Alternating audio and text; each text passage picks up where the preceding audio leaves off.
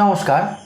আজ বলবো 23শে মে 2025 থেকে এই 3 রাশির ভাগ্যের চাকা ঘোরাবেন কিন্তু গ্রহের রাজকুমার বুধ। 23শে মে মেষ রাশি অর্থাৎ মঙ্গলের রাশি ত্যাগ করে কিন্তু গ্রহের রাজকুমার বুধ বৃষ রাশি অর্থাৎ দৈত্যগুরু শুক্রের রাশিতে কিন্তু প্রবেশ করতে চলেছেন গ্রহের রাজকুমার বুধ।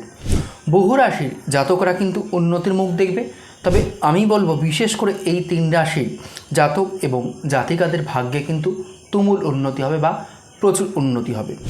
এই 3 রাশির জাতক এবং জাতিকার প্রেম জীবন কিন্তু খুব ভালো কাটবে, অর্থাৎ যারা লাভ অ্যাফেয়ারের সাথে যুক্ত রয়েছে তাদের কিন্তু খুব ভালো সময় আসতে চলেছে।